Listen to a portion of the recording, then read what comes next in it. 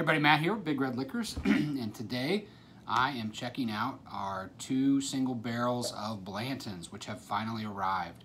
We've been waiting on these for months. So these are from 2011 Warehouse H, which is pretty normal for the Blanton's program. December 28th, same Rick, side by side, barrel 285 and 286. So you get a real nice lesson here in differences between single barrels. So Blanton's always popular.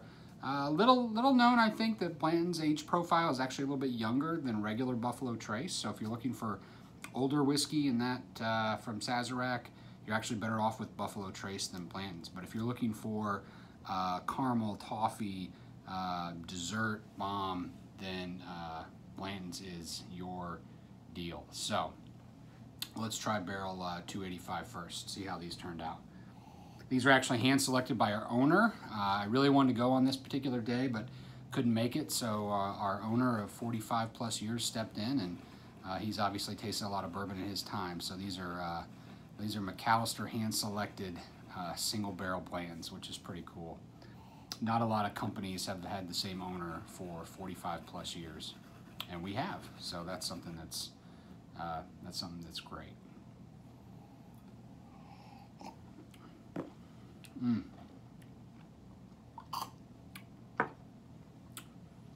So I would say barrel 285, pretty typical Blanton's profile.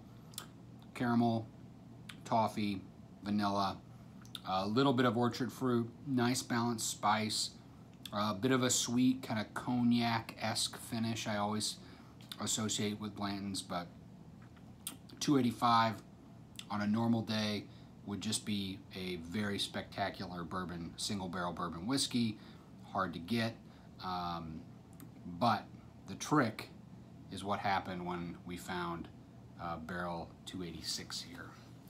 So I already drank some of this, but I'm gonna do it some justice here with a full pour. One of the things you'll notice about 286 is it's actually relatively light in color. Actually looks a little bit even lighter than like a typical Buffalo Trace. I don't know if that means anything or not to you or you care, but oh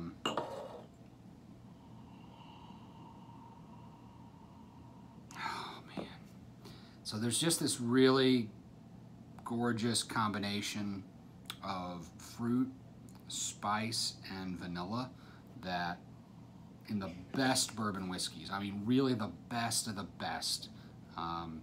And some people will say, oh, they'll describe it as, oh, that's what bourbon used to taste like when you know, everything was open top fermentation or slower fermentation, or the yeasts weren't quite as good as they are today, et cetera, et cetera.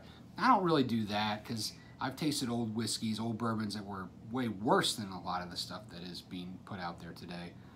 So I don't know that that's a good comparison, but I do know that there's this sort of brown sugar, caramel, spice, fruit combination and depth that you get on the nose and certainly on the palate of just the very best. So that's what barrel 286 is, worth the price of admission. This two for 130, which is actually a pretty good deal on single barrel Blantons, because I think it's really good to do the comparison. But this 286 is just another step beyond and how good it is. All right, I haven't even sipped it yet. I've sipped it earlier.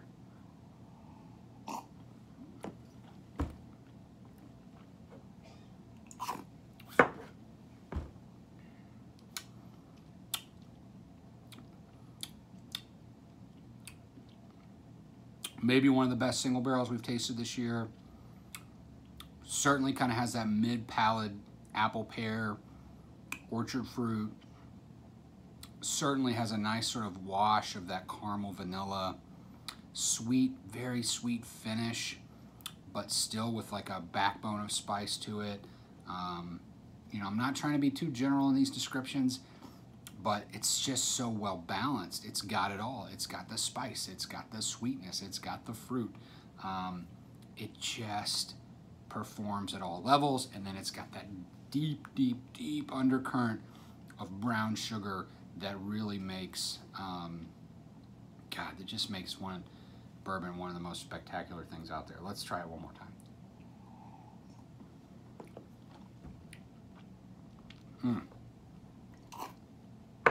Do not open this bottle at the holidays with people that you don't really, really like, because no matter who's drinking it, you will consume this whole bottle together. It is that good, that delicious, phenomenal. $285, $286, single barrel Blantons. Cheers.